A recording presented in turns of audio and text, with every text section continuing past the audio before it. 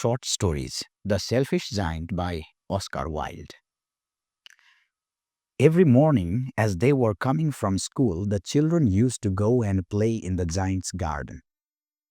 It was a large, lovely garden with soft green grass.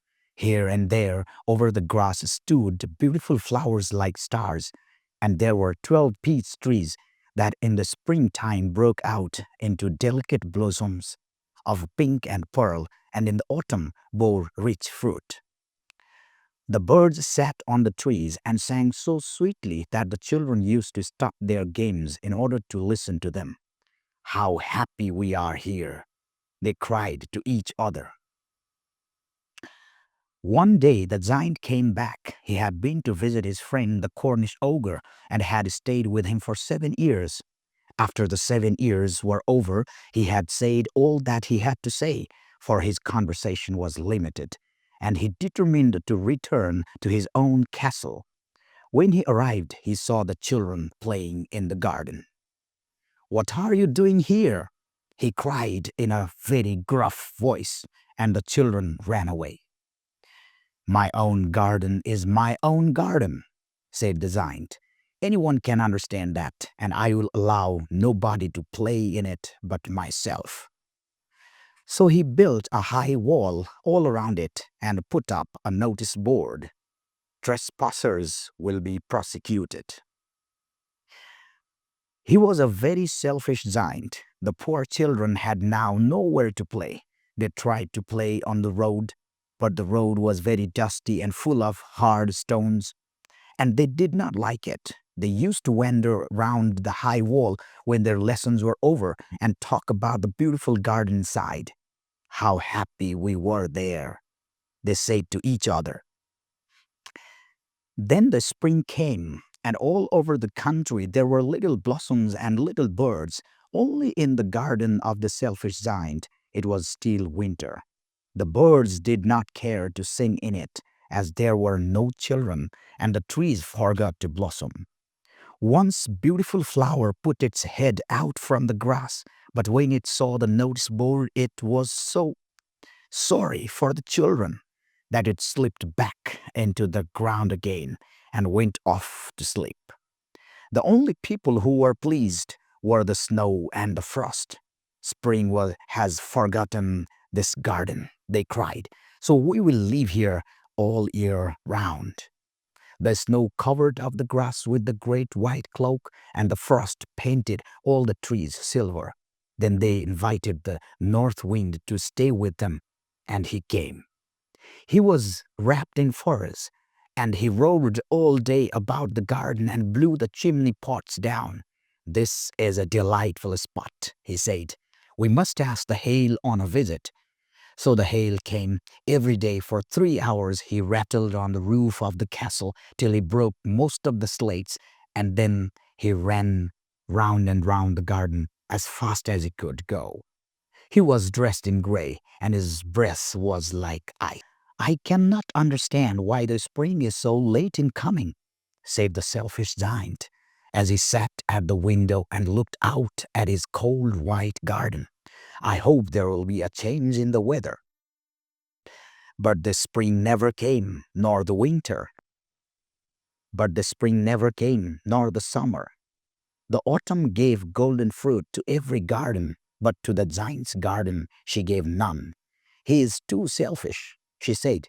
So it was always winter there, and the north wind and the hail and the frost and the snow danced about through the trees. One morning the giant was lying awake in bed when he heard some lovely music. It sounded so sweet to his ears that he thought it must be the king's musicians passing by. It was really only a little linnet singing outside his window, but it was so long since he had heard a bird sing in his garden that it seemed to him to be the most beautiful music in the world. Then the hail stopped dancing over his head, and the north wind ceased roaring, and a delicious perfume came to him through the open casement. "I believe the spring has come at last," said the giant, and he jumped out of bed and looked out. What did he see? he saw a most wonderful sight. Through a little hole in the wall, the children had crept in, and they were sitting in the branches of the trees. In every tree that he could see, there was a little child, and the trees were so glad to have the children back again that they had covered themselves with blossoms and were waving their arms gently above the children's heads. The birds were flying about and twittering with delight, and the flowers were looking up through the green grass and laughing. It was a lovely scene. Only in one corner it was still winter. It was the farthest corner of the garden, and in it was standing a little boy. He was so small that he could not reach up to the branches of the tree, and he was wandering all around it, crying bitterly. The poor tree was still quite covered with frost and snow, and the north wind was blowing and roaring above it. "Climb it, little boy," said the tree, and it bent its branches down as low as it could, but the little boy was too tiny. And the giant's heart melted as he looked out. "How selfish I have been," he cried. "Now I know why the spring would not come here. I'll put that poor little boy on the top of the tree, and then I'll knock down the wall, and my garden shall be the children's playground forever and ever." He was really very sorry for what he had done. So he crept downstairs and opened the front gate quite softly and went out into the garden. But when the children saw him, they were so frightened that they all ran away, and the garden became winter again. Only the little boy did not run, for his eyes were so full of tears that he did not see the giant coming. And the giant stole up behind him and took him gently in his hand and put him into the tree. And the tree broke at once into blossom, and the birds came and sang on it, and the little boy stretched out his arms, two arms, and flung them round the giant's neck and kissed him. And the other children, when they saw that the giant was not wicked any longer, came running back, and with them came the spring. "It was your garden now, little children," said the giant, and he took a great axe and knocked down the wall. And when the people were going to market at 12 o'clock, they found the giant playing with the children in the most beautiful garden they had ever seen. All day long they played, and in the evening they came to the giant to bid him goodbye. "But where is your little companion?" he said. "The boy I put into the tree." The giant loved him the best because he had kissed him. "We don't know," answered the children. "He has gone away." "You must tell him to be sure and come here tomorrow," said the giant. But the children said that they did not know where he lived and had never seen him before, and the giant felt very sad.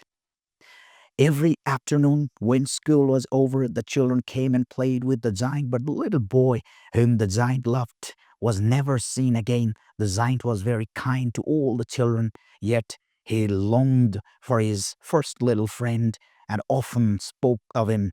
"How I would like to see him," he used to say. Years passed, and the giant grew very old and feeble. He could not play about any more.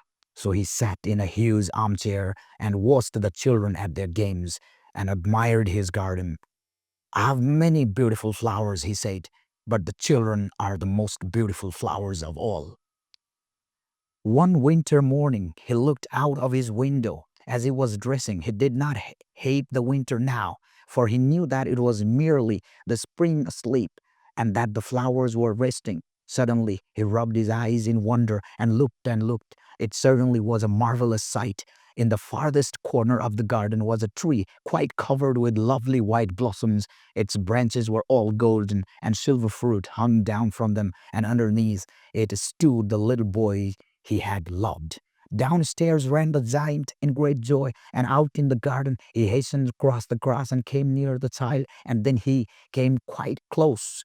His face grew red with anger, and he said, "Who hath dared to wound thee?" For on the palms of the child's hands were the prints of two nails, and the prints of two nails were on the little feet. "Who hath dared to wound thee?" cried the giant. "Tell me, that I may take my big sword and slay him." "Nay," answered the child, "but these are the wounds of love." "Who art thou?" said the giant, and a strange awe fell on him, and he knelt before the little child.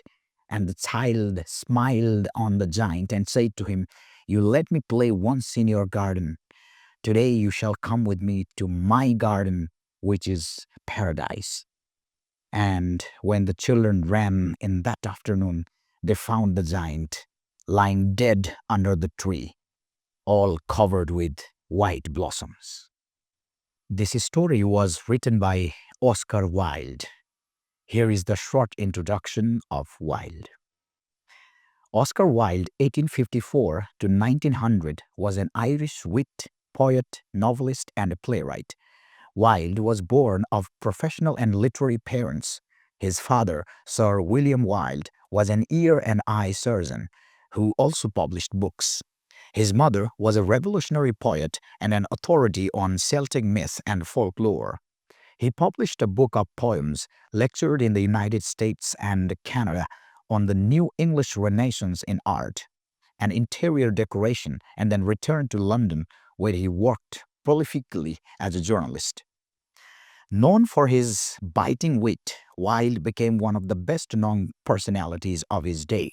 He is best known for his only novel, The Picture of Dorian Gray, 1891, and his comic masterpieces, Lady Windermere's Fan, 1892, and The Importance of Being Earnest, 1895.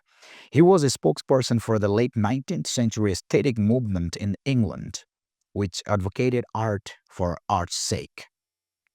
The Selfish Giant is a short story for children written by Oscar Wilde. It was first published in the anthology The Happy Prince and Other Tales in 1888.